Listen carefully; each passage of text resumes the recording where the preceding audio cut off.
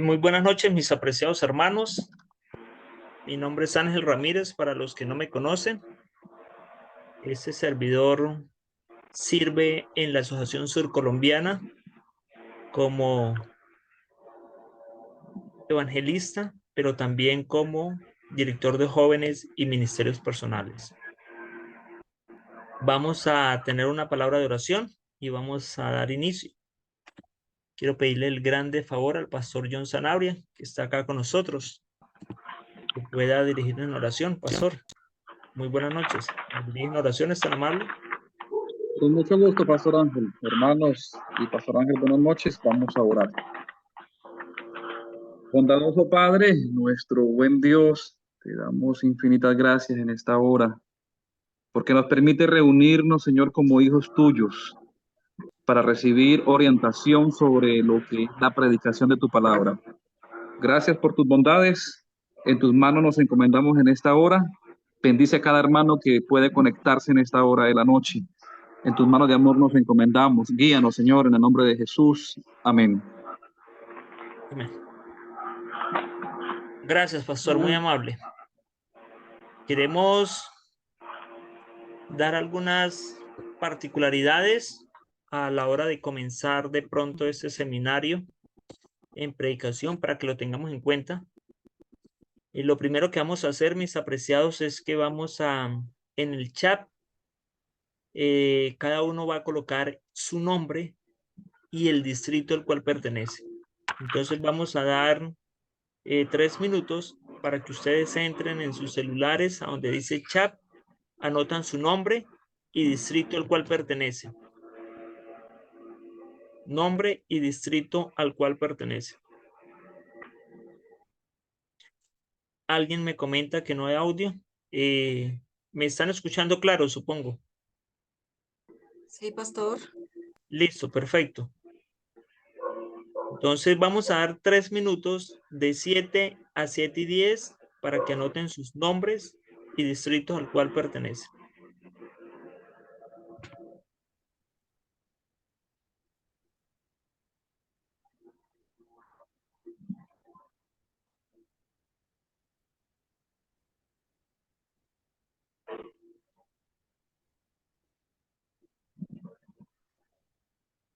Anotemos ahí en el chat, mis apreciados, nombre y distrito al cual usted pertenece.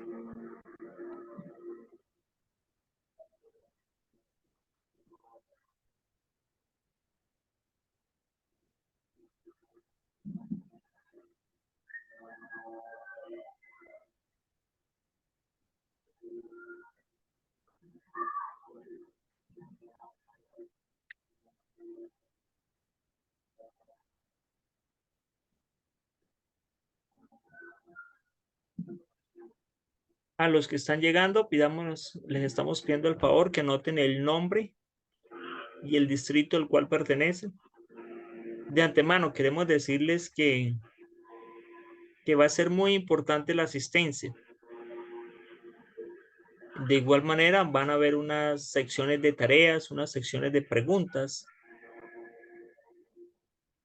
Esta actividad no es obligatoria, pero sí queremos que las personas que comiencen el proceso, llevarles una secuencia para mirar su avance y de igual manera tenerles en cuenta para los procesos que deseamos hacer a la hora de extraer predicadores para nuestros distritos, también para nuestra asociación y para unos proyectos especiales que existen. Tenemos 43 personas que han anotado su nombre. Hay unos que aún todavía no. Vamos a ir desde las 7 hasta las 8 de la noche. Iremos en clase de 7:10 a 7:50. Iremos 10 minutos en preguntas. 10 minutos en preguntas. Anoten sus nombres y distritos a los cuales ustedes pertenecen. Pedirle el favor a algunas personas que tienen prendidos el audio, como Alba Medina, puede apagarlo, como Aide Silva, puede apagar el audio, como María, puede apagar el audio.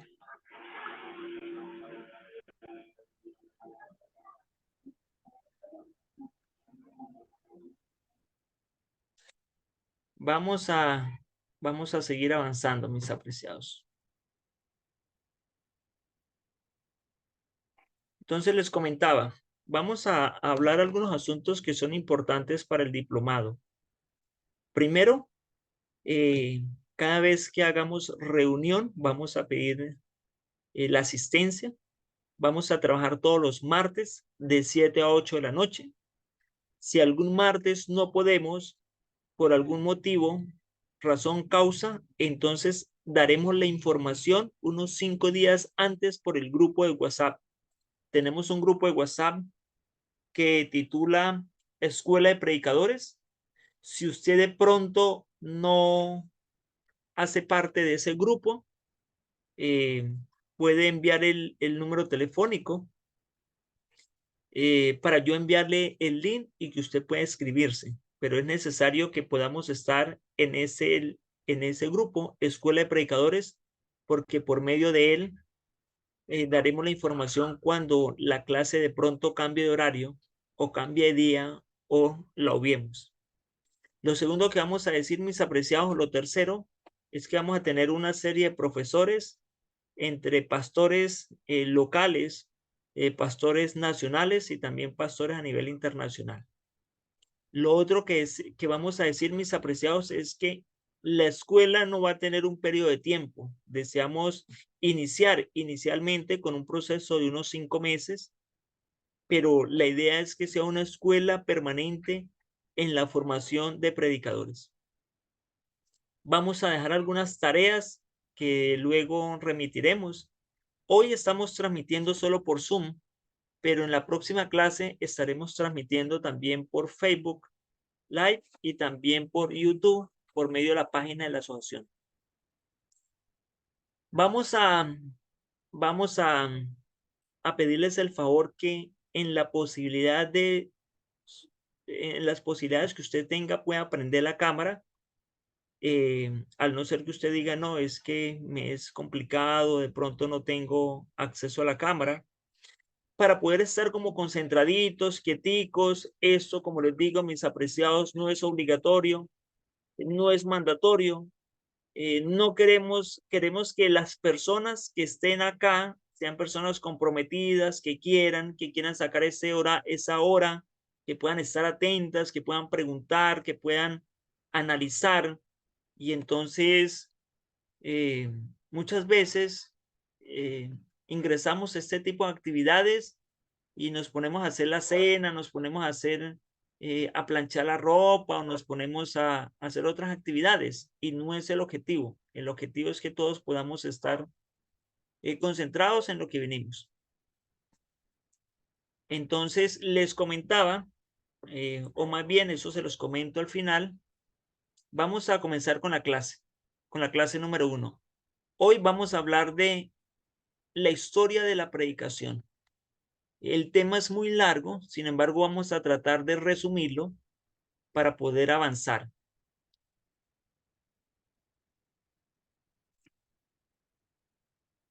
Así que permítame y comparto pantalla. Pastor, una pregunta, ¿cómo fue que dijo el título de la clase, pastor? Historia de la predicación. Gracias, pastor. Pregunto, ¿todos están viendo ya la proyección? Sí, pastor, yo la estoy viendo. Señor, Gracias. yo Listo, también. perfecto. Señor, gracias. Listo, vamos a hablar de la historia de la Pastor, sí. predicación cristiana. Listo, perfecto, gracias. Vamos a hablar un poquito de la historia de la predicación cristiana. Lo primero que vamos a decir es que el tema de la predicación cristiana, y cuando hablamos de cristiana estamos hablando de después de Cristo. Sin embargo, es necesario poder hacer unas acotaciones en lo que respecta al Antiguo Testamento. En el Antiguo Testamento habían dos, podríamos decir, la predicación cristiana fue influenciada por dos pensamientos. Uno, el pensamiento en el mundo hebreo, o sea, lo que logramos recoger del pueblo de Israel. Y dos, lo que se adquirió del mundo griego,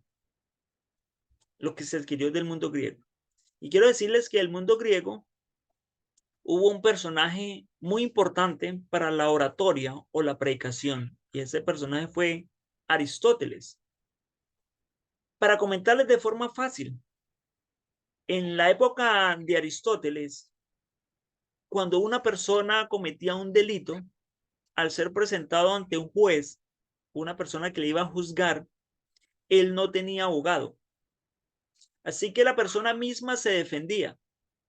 Así que Aristóteles, en su obra literaria retórica, fue la primera persona, podríamos decir, o la persona más influyente en el mundo griego que presentó unas pautas a la hora de persuadir o unas pautas a la hora de transmitir un mensaje.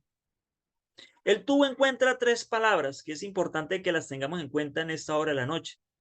Él habló del patos, etos y logos. Patos, etos y logos. ¿Qué significan estas tres palabras? Patos, etos y logos. La palabra logos tiene que ver con lo que se dice. La palabra etos tiene que ver cómo se dice, y la palabra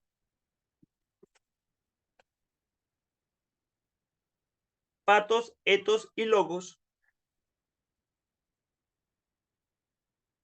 esto es de antemano, ese patos, para los que están escribiendo, ese patos se escribe con H.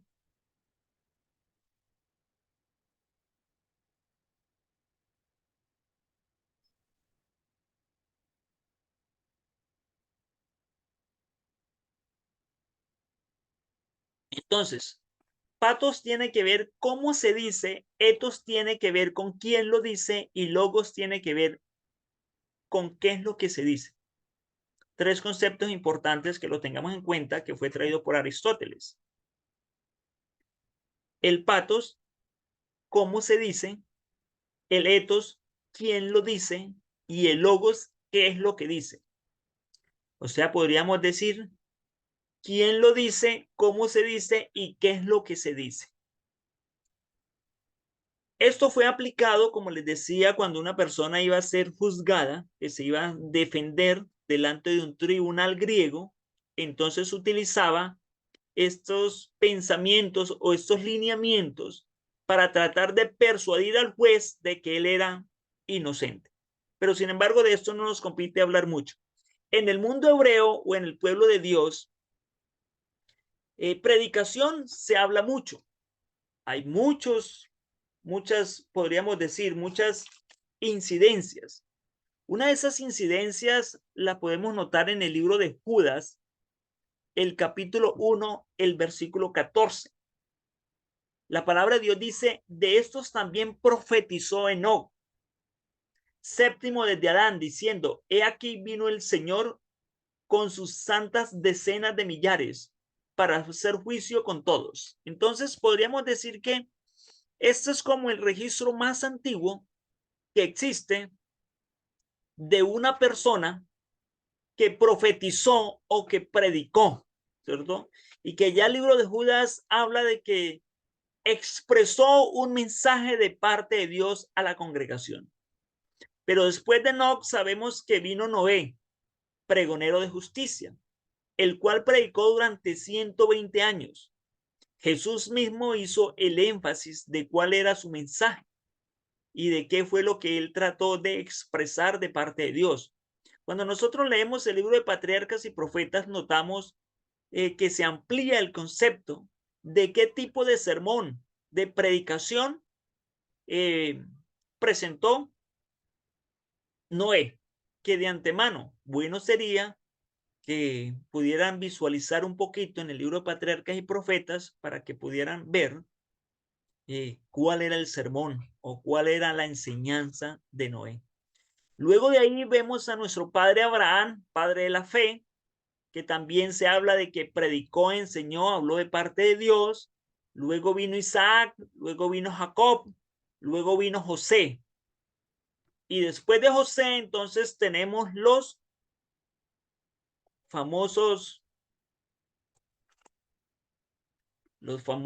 profetas, no, los famosos, se me va la lengua, se me va el pensamiento, los famosos jueces, que de igual manera hablaron de parte de Dios. Bueno, de antemano, para aquella época quien predicaba era un profeta, pero a veces el término profeta lo tenemos desenfocado, porque pensamos que profeta es solo una persona que habla acerca del futuro.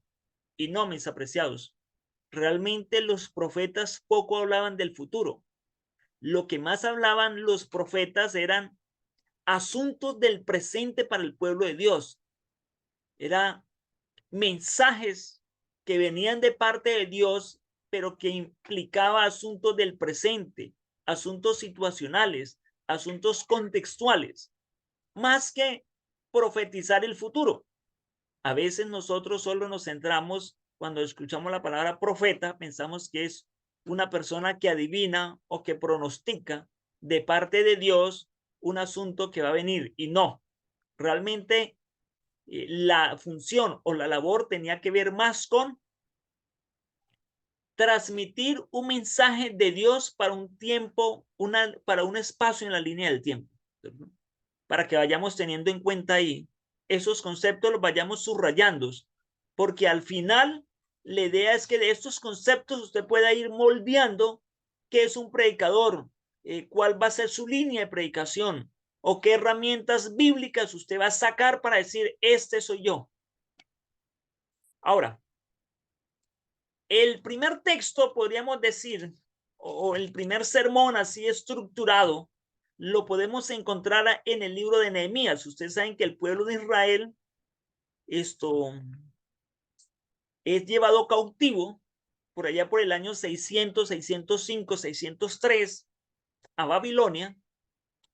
En ese exilio en Babilonia estuvieron 70 años y después de 70 años volvieron en la época de Esdras y de Nehemías a la reconstrucción de la ciudad.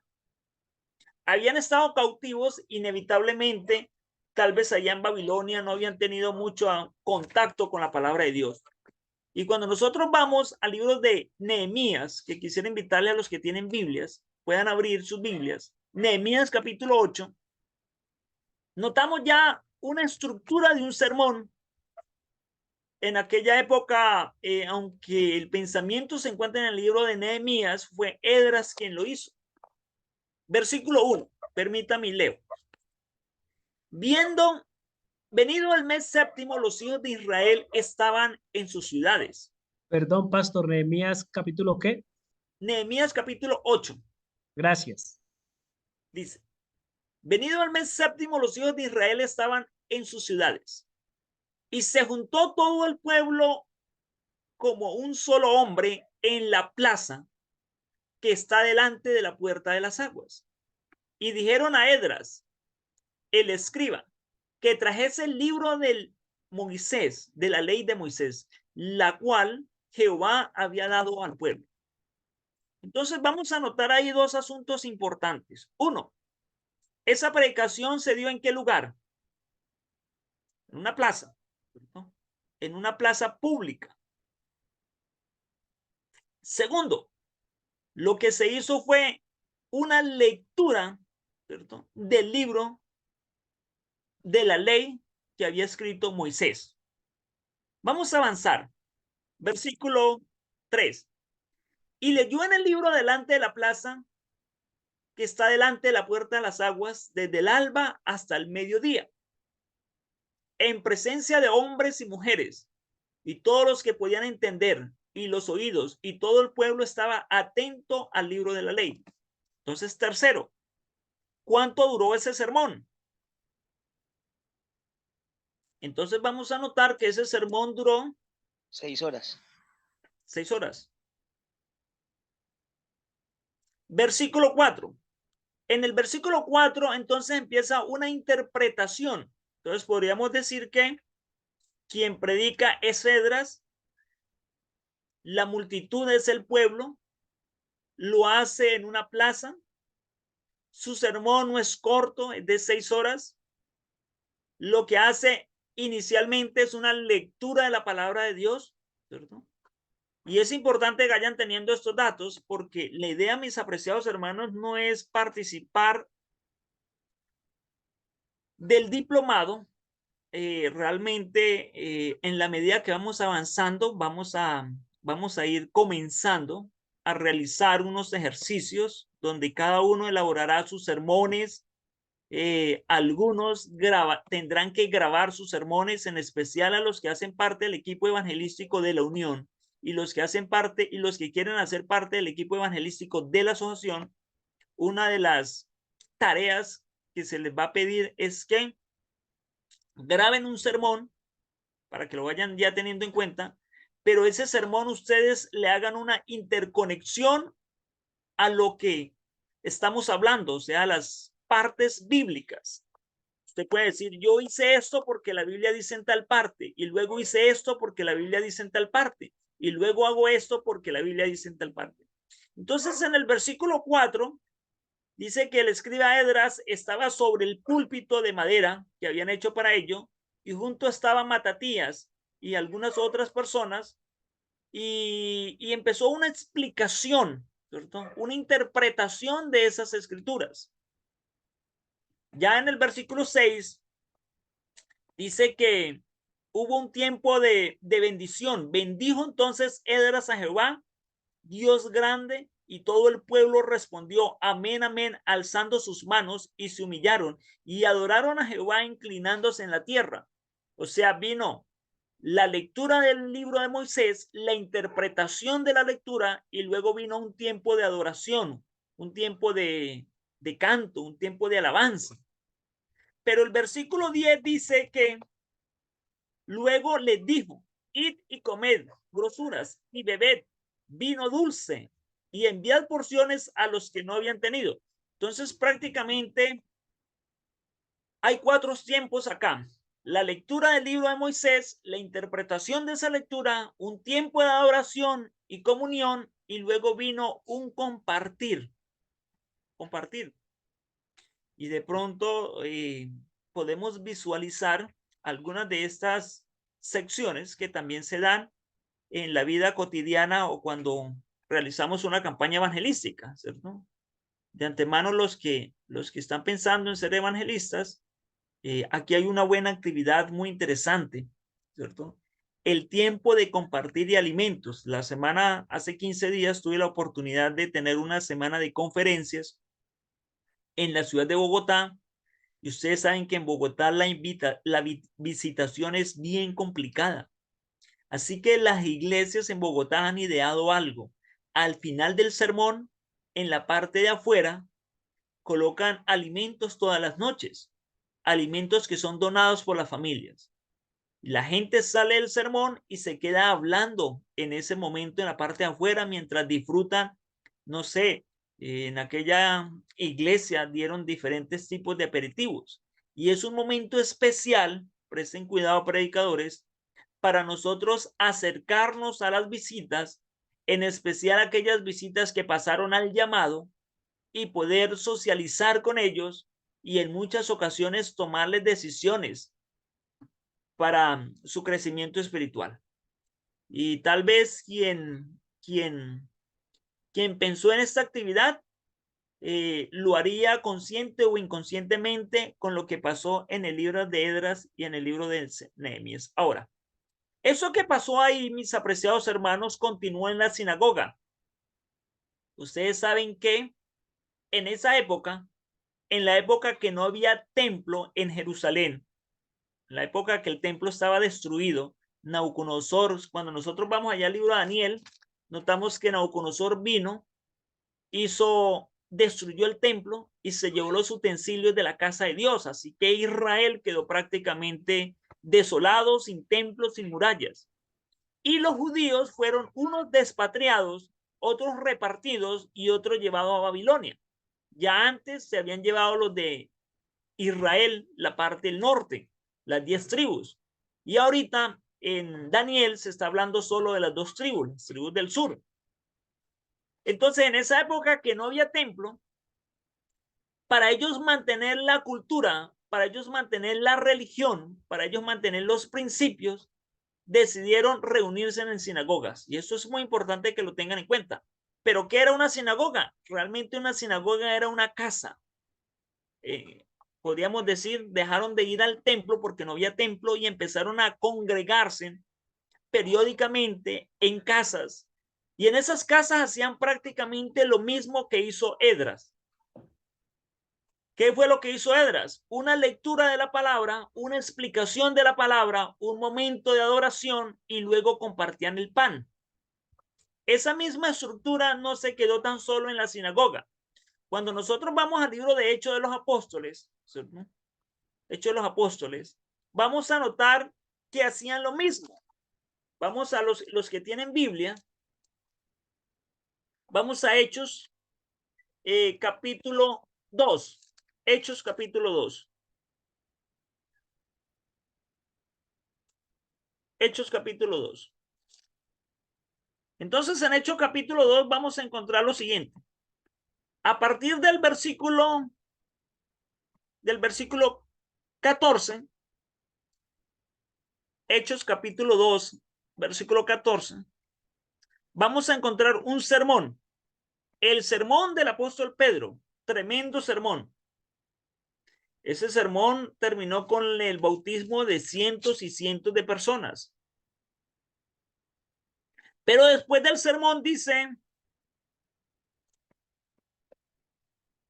versículo 43, y sobrevino temor a todas las personas, y muchas maravillas y señales eran hechos por los apóstoles. Todos los que habían creído estaban juntos y tenían en común todas las cosas, y vendían sus propiedades y sus bienes y las repartían según las necesidades de cada uno, y perseveraban unánimemente cada día en el templo y repartiendo el pan en las casas, y comían juntos con alegría y sencillez de corazón, alabando a Dios y teniendo el favor de todo el pueblo. Y el Señor añadía a la iglesia los que habían de qué? De ser salvos. Entonces acá notamos algo bien interesante. Si tú lees el sermón del apóstol Pedro, pasó algo parecido a lo que pasó con Nehemías y con Esdras. El apóstol Pedro predica un sermón. Después de predicar ese sermón, después de hacer una lectura, bueno, Pedro no hizo una lectura, sino que hizo una memorización, hizo un rastreo de la simiente de Jesucristo. Luego hizo una aplicación, una explicación, y luego dice que después de eso, hubo alabanza, y después de la alabanza, entonces dice que se reunían en las casas, partían el pan y comían y disfrutaban como de la coinonía. Así que pareciera, mis apreciados hermanos, que lo que se hizo allá con Esdras continuó en la sinagoga y permaneció ahora en la iglesia primitiva. O sea, el mismo modelo permaneció. Ahora, cuando nosotros avanzamos, mis apreciados hermanos, para ir un poco más rápido, cuando nosotros avanzamos, vamos a notar que vamos a hablar de algunos predicadores. Uno de esos predicadores más enigmáticos, ya en los tiempos del Nuevo Testamento, ya no en los tiempos del Antiguo Testamento, tenemos a Juan, Juan el Bautista. Ahí tenemos en Mateo capítulo 3, parte de su sermón o parte de lo que el evangelista pudo extraer de lo que era la vida de Juan. El capítulo 3 dice, en aquellos tiempos vino Juan el Bautista y predicando en el desierto de Judea, diciendo, arrepentíos porque el reino de los cielos se ha acercado. Eso era lo que dice el versículo 4. Y Juan estaba vestido de pelo de camellos y tenía un cinto de cuero alrededor de sus lomos y comía langostas y miel silvestre. Versículo 5. Y eran bautizados por él en el Jordán confesando sus pecados. Al verlos, muchos de los fariseos y de los saduceos venían a su bautismo. Y él les decía: generación de víboras, ¿quién os enseñó a huir de la ira venidera? Haced pues frutos dignos de arrepentimiento, y no penséis decir por vosotros mismos: Abraham tenemos por padre, porque yo os digo que Dios puede levantar hijos de Abraham aún de las piedras. Y bueno, ahí podemos continuar leyendo el sermón de San Mateo. Vuelvo a repetir, mis apreciados hermanos, a los 74 que están conectados.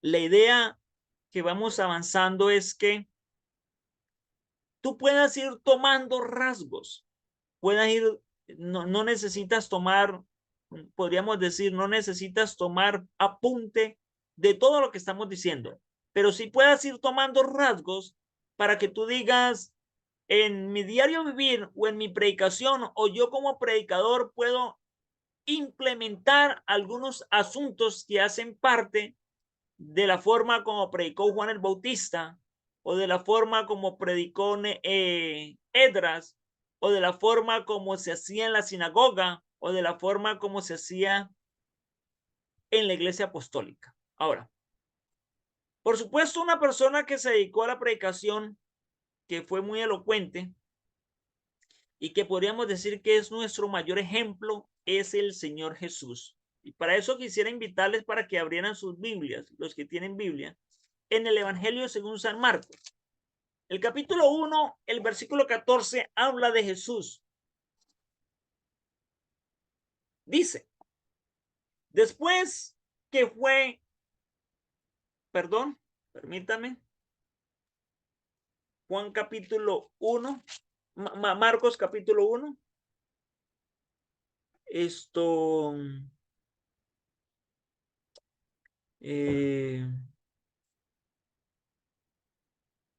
permítame un segundito, creo que acá anoté mal el texto.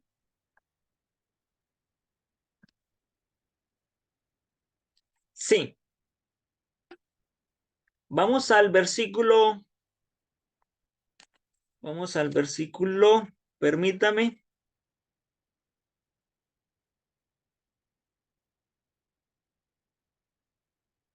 Permítame un segundito, mis apreciados hermanos.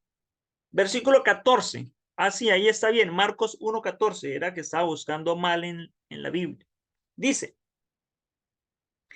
después de que Juan fue encarcelado, Jesús vino a Galilea.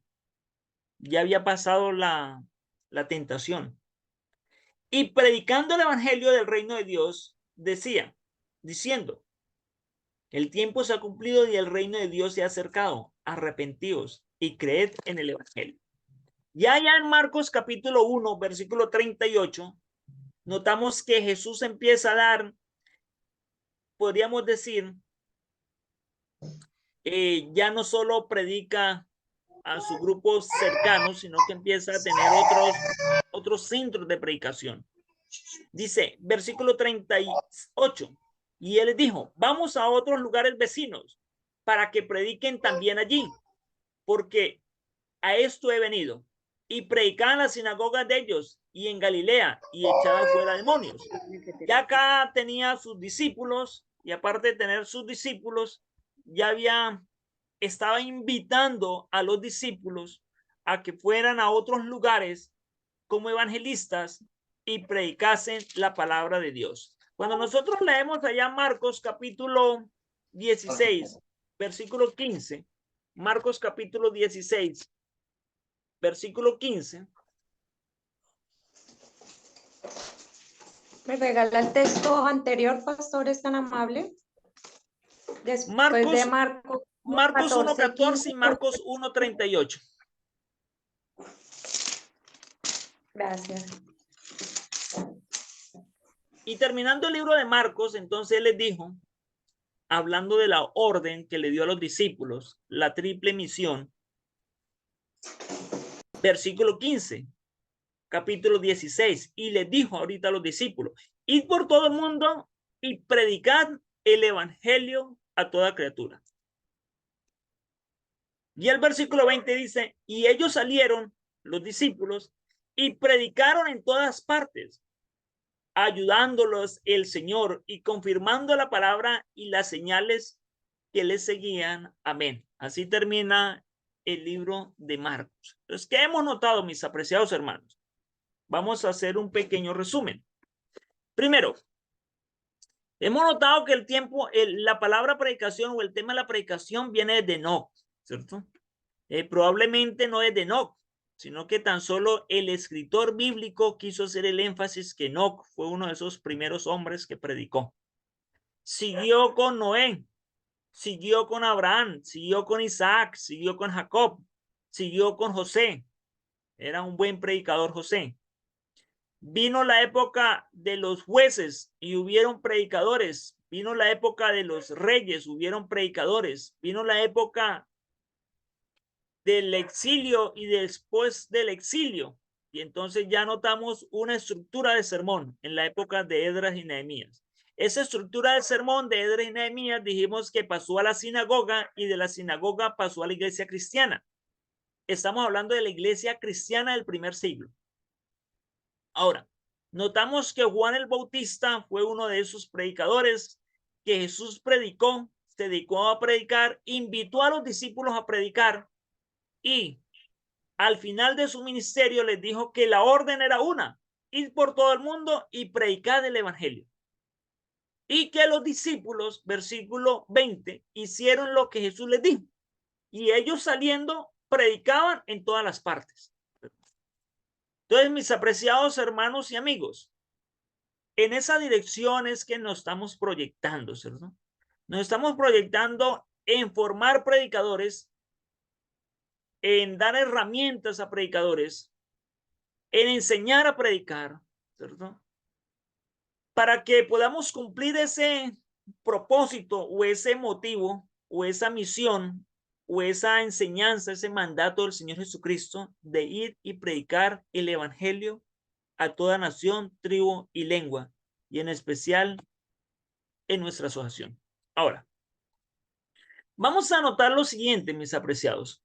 Vamos a notar que Jesús muere, asciende al cielo, desciende, está con los apóstoles, les envía, de nuevo asciende al cielo y quedaron ahí los apóstoles en medio de la predicación. Realmente hay unos años que no hubo rastro, ¿cierto? Ustedes saben que en el año, podríamos decir 35, 38 después de Cristo, 40, 45, 50, no supimos, no tenemos un registro bíblico, tenemos un registro tal vez histórico de qué estaba ocurriendo. Pero inevitablemente lo que dice el registro histórico era que en esos tiempos, aunque no se había canonizado el Nuevo Testamento, los apóstoles estaban dedicados a predicar la palabra del Señor. Pero sin embargo, la persona que más elocuente o la persona que más reconocemos como predicador en el Nuevo Testamento o en la Iglesia Apostólica es el apóstol Pablo. Vamos allá al libro de Hechos, capítulo 13, para mirar qué estilo de predicación tenía Pablo. Hechos, capítulo 13, versículo 14 y 15. Hechos, capítulo 13,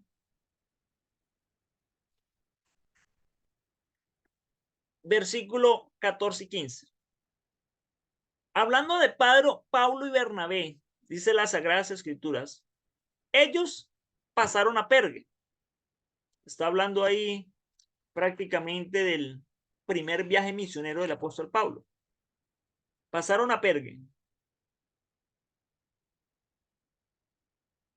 Llegaron a Antioquía de Pisidia y entraron en la sinagoga.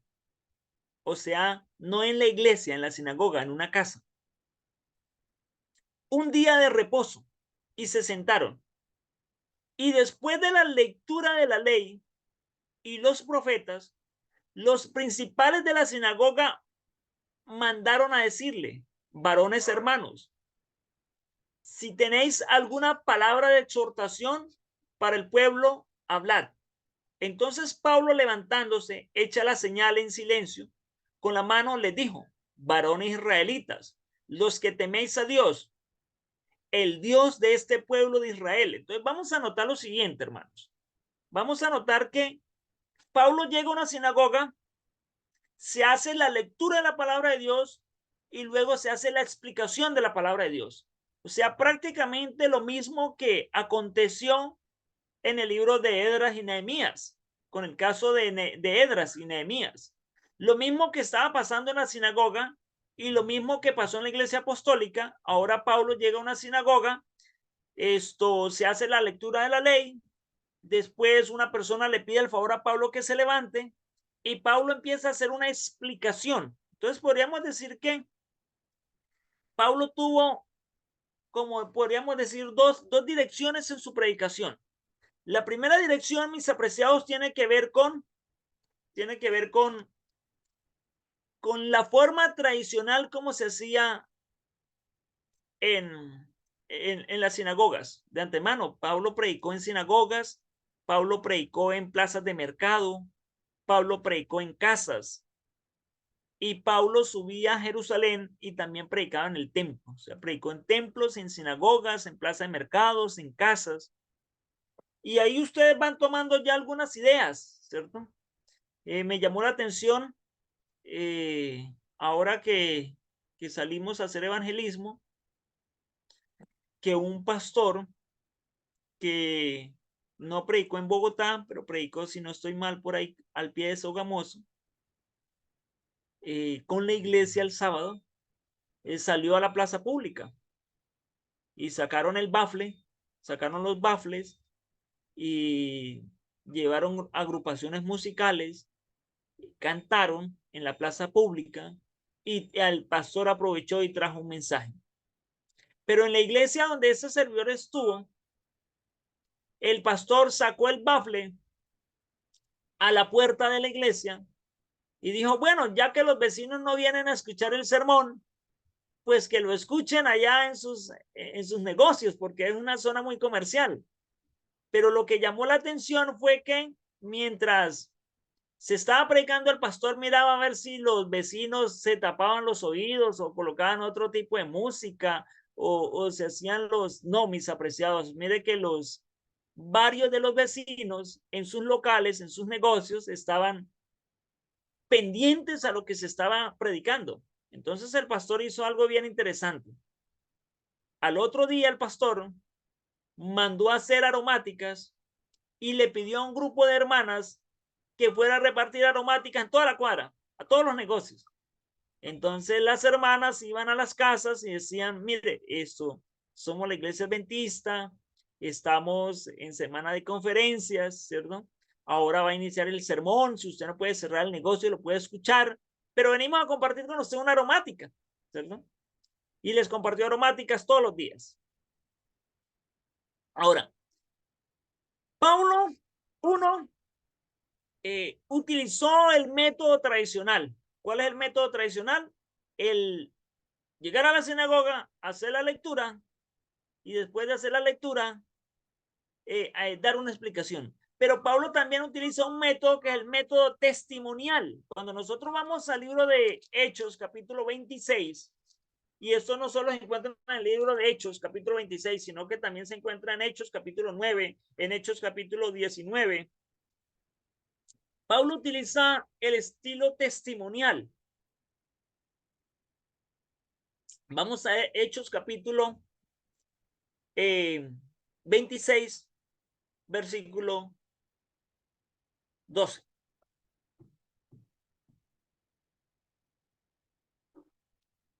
Y vamos a leer.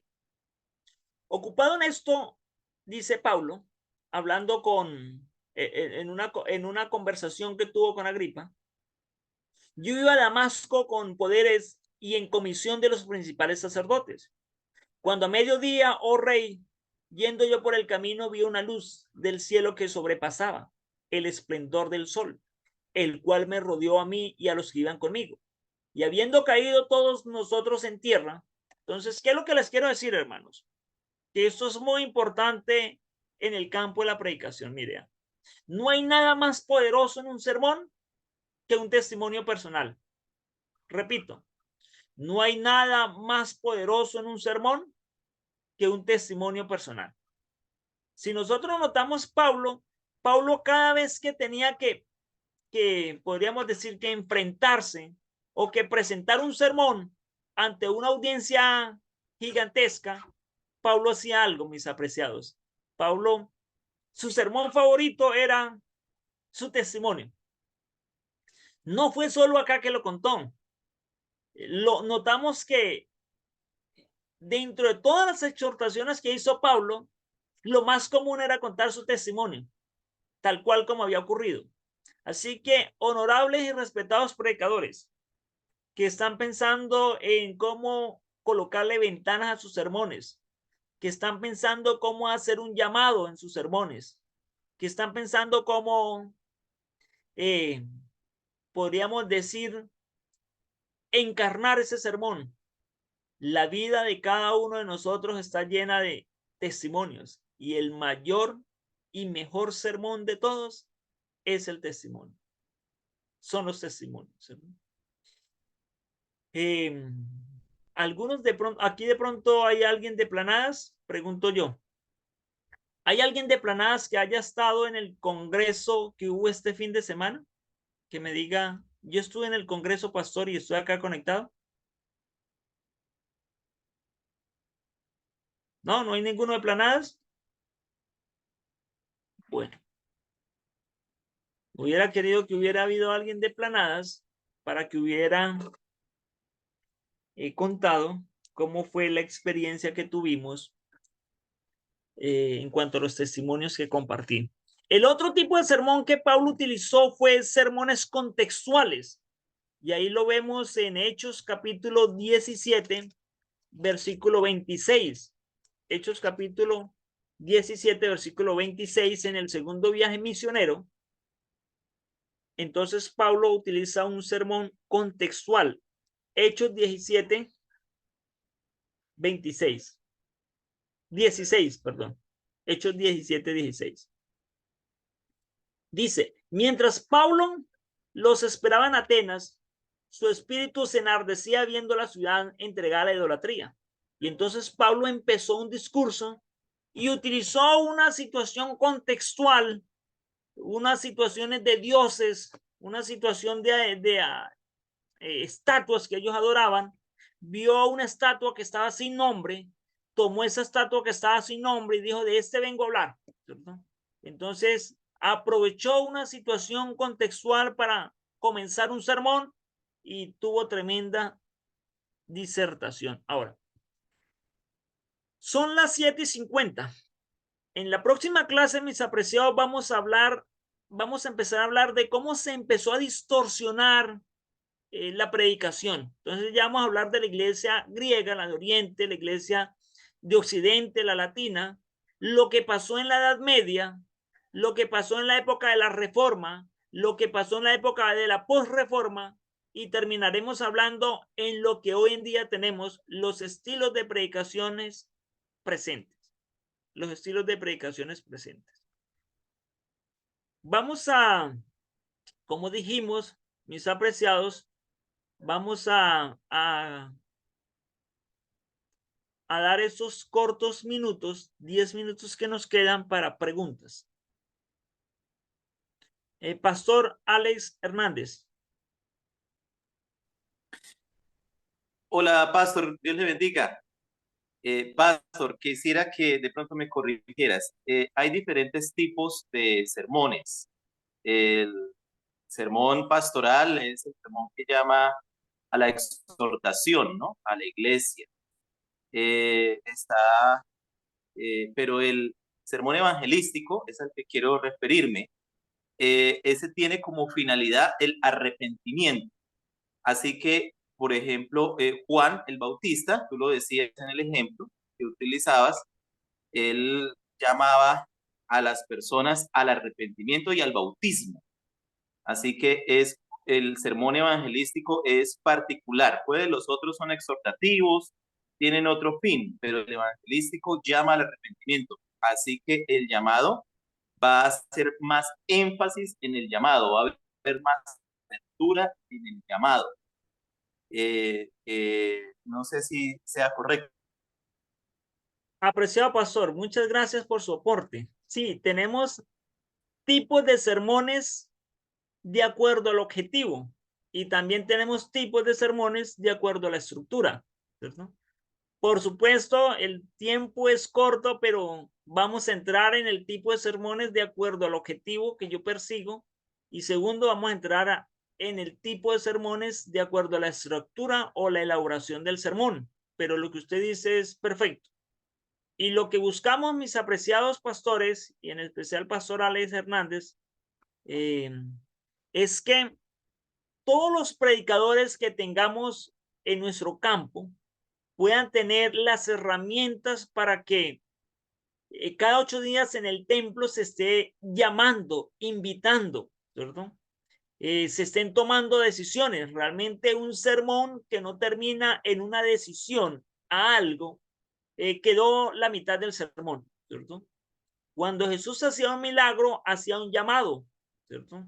Siempre hacía el llamado a que le siguieran o hacía el llamado para que se fueran y no pecaran más, o hacía el llamado para que fuera y le contara a su familia.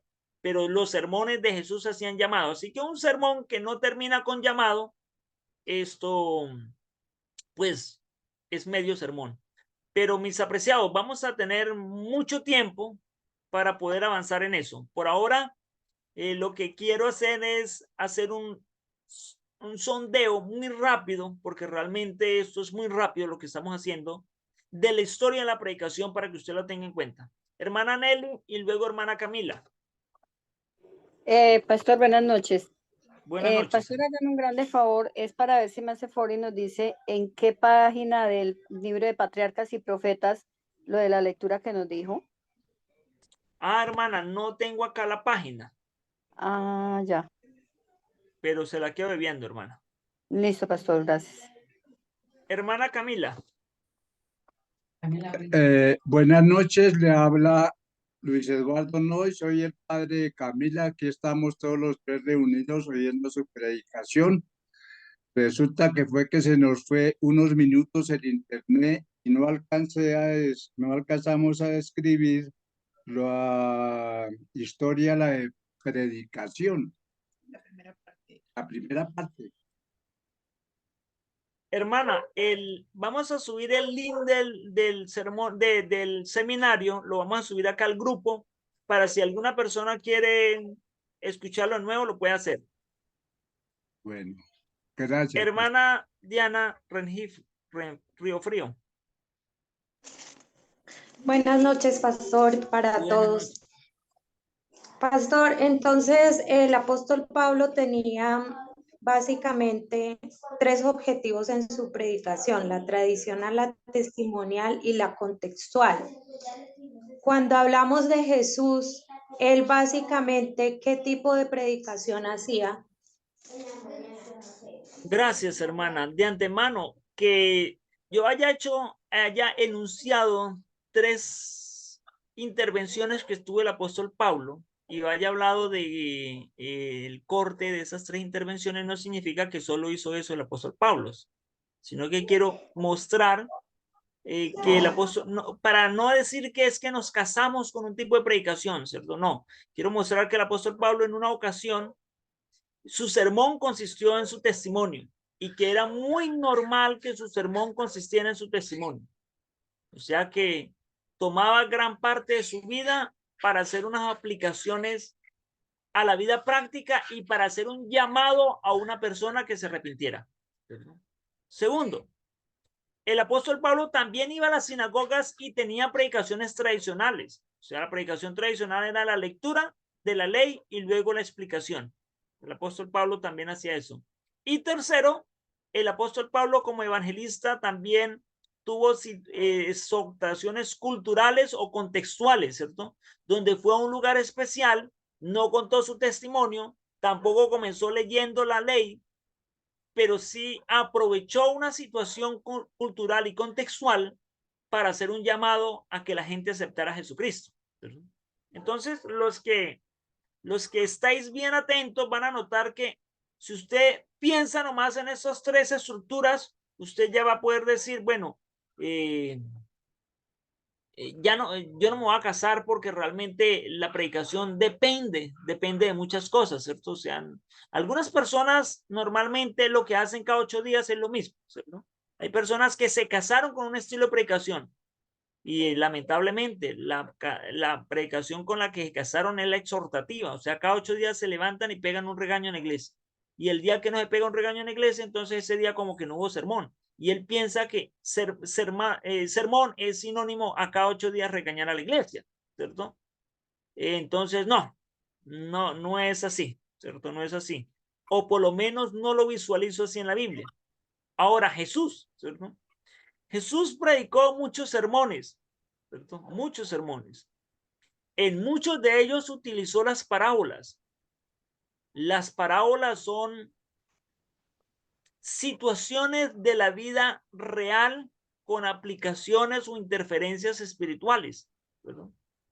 Realmente Jesús utilizaba los textos de fondo, pero su enseñanza fue muy particular, muy ilustrativa, ¿cierto? La enseñanza de Jesús fue muy particular, muy ilustrativa, hasta tal punto que fue tan ilustrativa que entendía desde la persona más adulta, más letrada, hasta la persona menos letrada, más iletrada y el niño, ¿no? Entonces utilizó un estilo de predicación, pero detrás de cada parábola siempre hay un contenido teológico, tan solo que él no lo expresó. Pero si usted mira detrás de cada parábola hay un contenido teológico, hay un contenido de quién es Dios, hay un contenido cristocéntrico, hay un contenido de salvación y detrás de cada parábola hay un llamado. Siempre hay un llamado. Por ejemplo, la parábola de las 10 vírgenes, hay un llamado.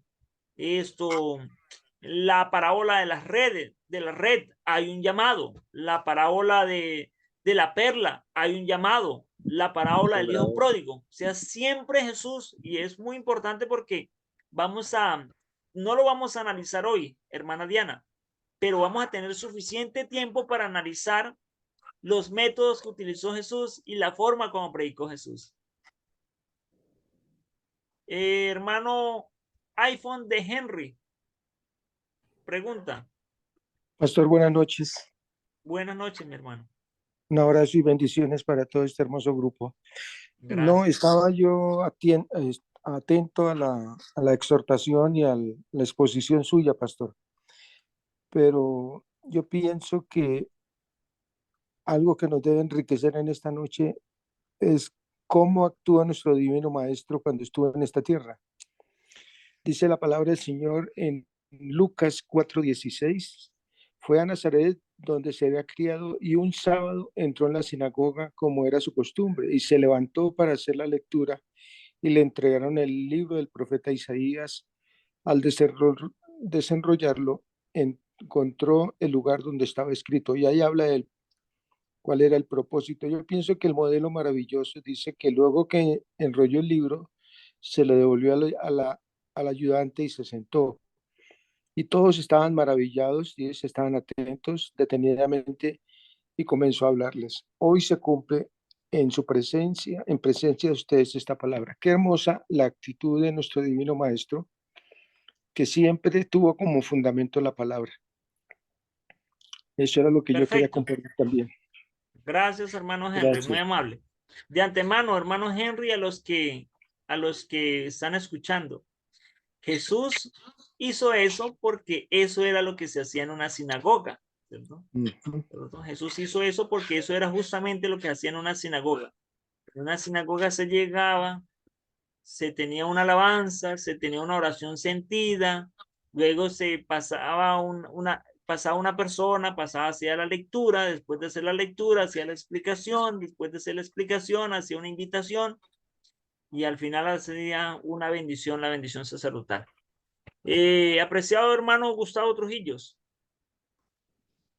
Sí, pastor, muy buenas noches para todos. Quería solamente retomar lo que usted dijo hace un momento, pastor, y hacer énfasis en el llamado. Independientemente de la temática que se esté manejando o del tipo de sermón, siempre debe haber un llamado, siempre. Vemos un ejemplo claro en la fe de Jesús. La fe de Jesús tiene 20 temas diferentes, pero siempre hay una parte que dice mi resolución, o sea, es el llamado. no debemos pasarlo por alto. Es como si yo me fuera a casar, le dijera a todos mis amigos que me voy a casar, pero no invito a ninguno.